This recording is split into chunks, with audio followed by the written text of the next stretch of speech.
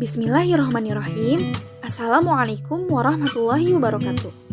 Halo sahabat milenial, perkenalkan, nama saya Fitri Almunawar, seorang mahasiswi tingkat akhir yang kini memasuki semester 7.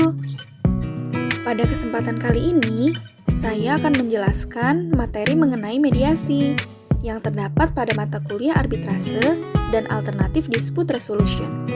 Nah, adapun poin-poin yang akan saya bahas antara lain pengertian, peran dan fungsi mediator, tipologi mediator, serta tahapan dalam proses mediasi.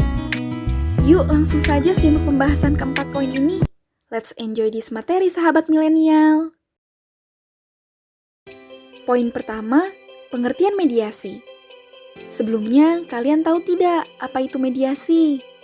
Mediasi adalah proses negosiasi pemecahan masalah di mana pihak luar yang tidak memihak atau impartial dan netral bekerja dengan pihak yang bersengketa untuk membantu mereka memperoleh kesepakatan perjanjian dengan memuaskan. Adapun pengertian mediasi dan pengertian mediator menurut Perma atau Peraturan Mahkamah Agung Nomor 2 Tahun 2003, yakni mediasi adalah penyelesaian sengketa melalui proses perundingan para pihak dengan bantuan mediator. Sedangkan mediator adalah pihak yang bersifat netral dan tidak memihak, yang berfungsi membantu para pihak dalam mencari berbagai kemungkinan penyelesaian sengketa. Nah sob, intinya mediator itu proaktif mencari berbagai kemungkinan penyelesaian sengketa, harus mampu menemukan alternatif penyelesaian sengketa, serta harus memiliki skill yang dapat memfasilitasi dan membantu para pihak dalam penyelesaian sengketa mereka.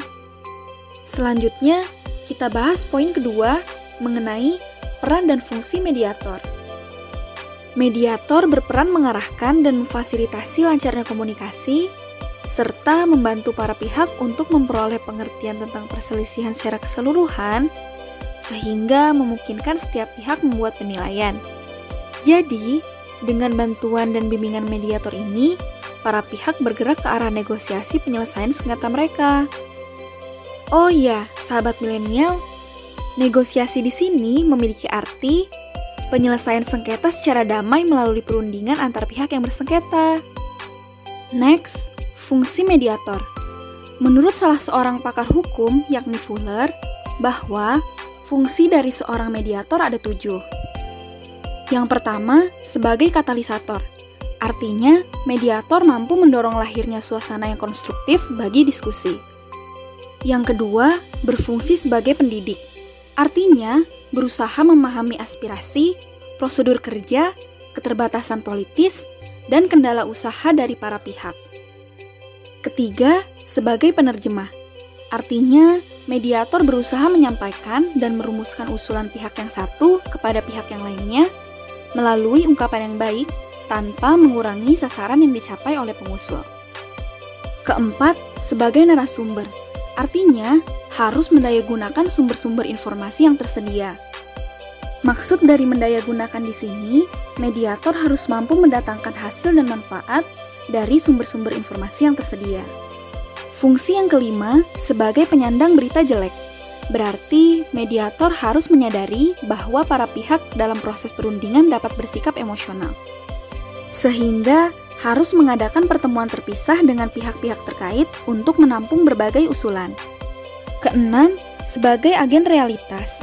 Artinya, mediator berusaha memberi pengertian jelas kepada salah satu pihak bahwa sasarannya tidak mungkin atau tidak masuk akal mencapai perundingan. Dan terakhir, fungsi ketujuh, sebagai kambing hitam. Artinya, seorang mediator harus siap disalahkan. Misalnya, dalam membuat kesepakatan hasil perundingan.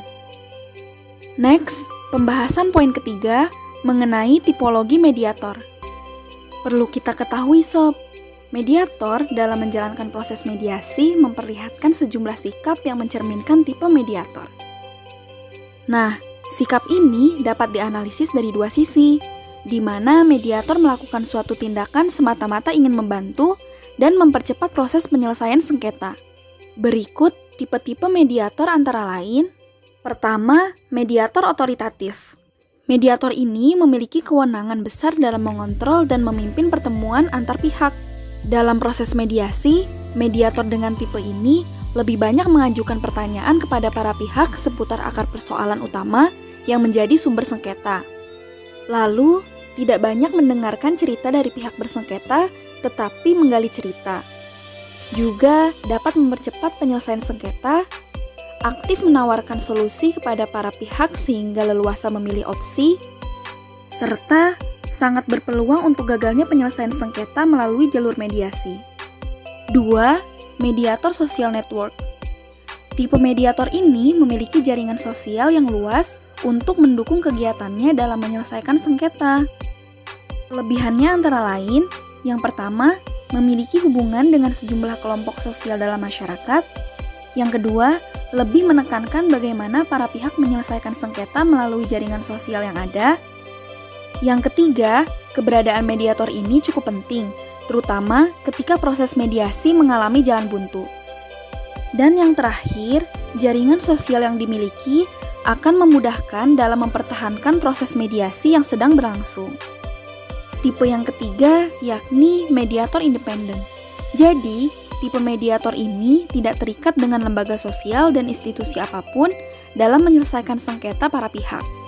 Pada tipe ini, mediator berasal dari masyarakat yang dipilih para pihak, serta bebas dari pengaruh manapun, berasal dari tokoh masyarakat, adat, ulama, yang cukup berpengalaman dalam menyelesaikan sengketa, menjaga imparsialitas dan netralitas dari pengaruh manapun termasuk dari para pihak, serta bebas melakukan kreasi untuk menciptakan sejumlah opsi tanpa tergantung pada pihak manapun. Selanjutnya, pembahasan terakhir, poin keempat, yakni tahapan dalam proses mediasi.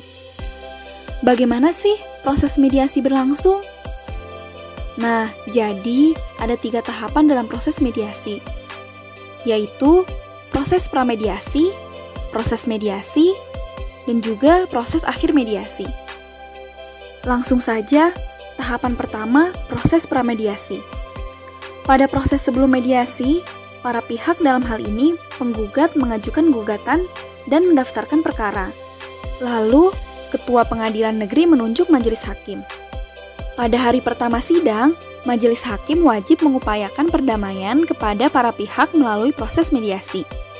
Para pihak dapat memilih mediator hakim atau non-hakim yang telah memiliki sertifikat sebagai mediator dalam waktu 1 hari. Apabila dalam waktu 1 hari belum ditentukan, maka majelis menetapkan mediator dari para hakim. Nah, seperti ini ya sob, contoh sertifikat mediatornya.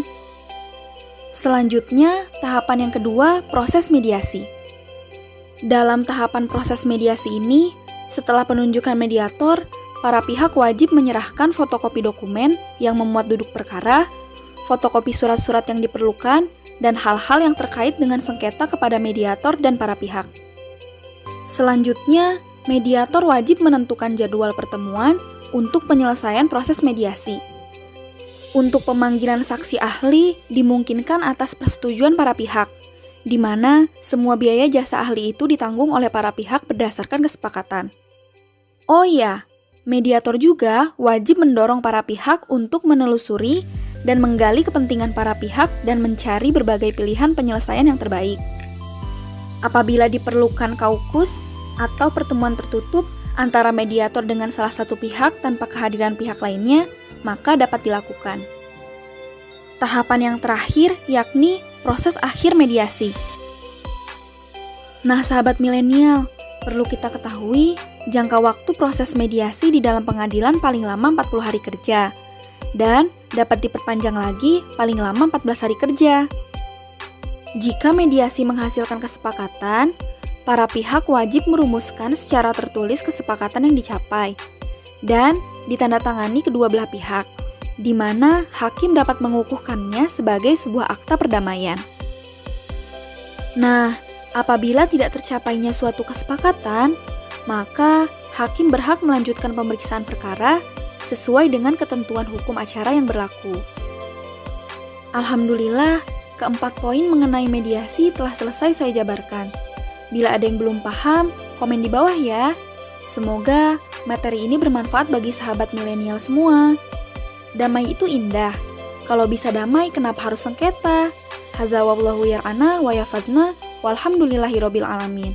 Wassalamualaikum warahmatullahi wabarakatuh.